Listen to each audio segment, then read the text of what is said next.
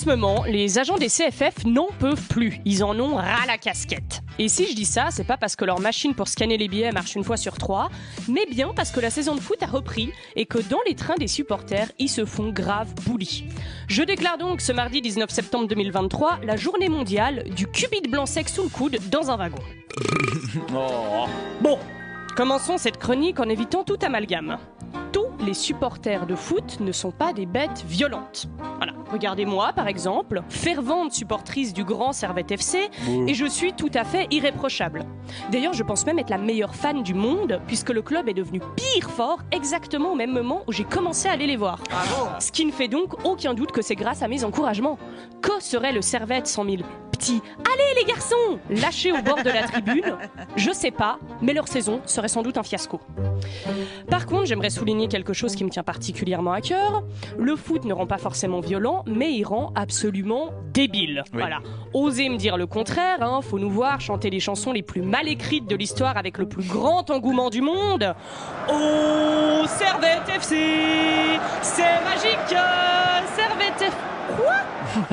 Mais c'est même pas une chanson, c'est une phrase. Et mal construite en plus, il n'y a pas de COD, il n'y a rien dedans, c'est vide. Et on peut y aller comme ça 6 minutes, Valérie, à perdre notre souffle en répétant cette même et unique phrase. Avec nos maillots à 100 balles, floqués avec notre propre prénom. Oui. Mais la débilité du machin. T'ajoutes à ça le fait que tout le monde est pété à la bière chaude dès 14h, eh ben tu vois bien que c'est pas nous qui allons trouver les vaccins. Non.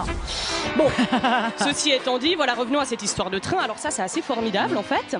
Pendant les déplacements, les supporters sont à un niveau de nonchalance du jamais vu. Moi, je suis hyper admirative. Ils sont là, ils fument des clopes, ils boivent comme des trous, ils tapent sur les fenêtres, ils font griller un cochon à la broche, ils pètent des mâches... Quoi? Ils font griller un cochon à la broche? Ils l'ont fait? Dans un fucking train? Mais tu te rends compte le culot de ces gens?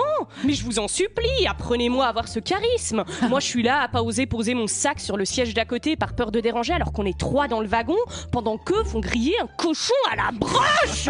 Valérie, faut avoir l'image. Qu'est-ce qu'un contrôleur CFF peut faire face à ça? Évidemment qu'ils sont complètement dépassés.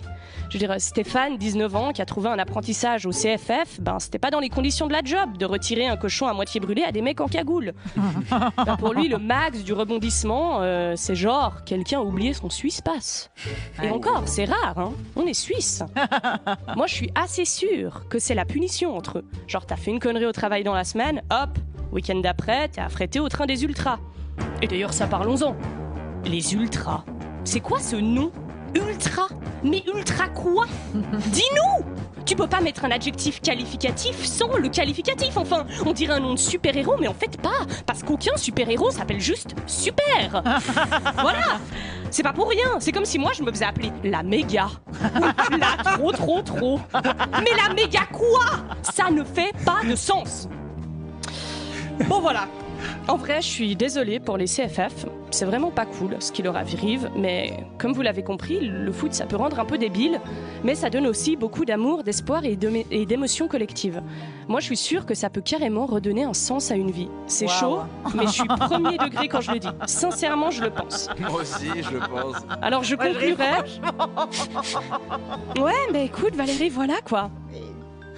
Je conclurai donc cette chronique en me faisant des ennemis en terre vaudoise. Allez Servette, rendez-nous fiers jeudi. Et Enzo Crivelli répond à mes DM s'il te plaît. Les bras cassés.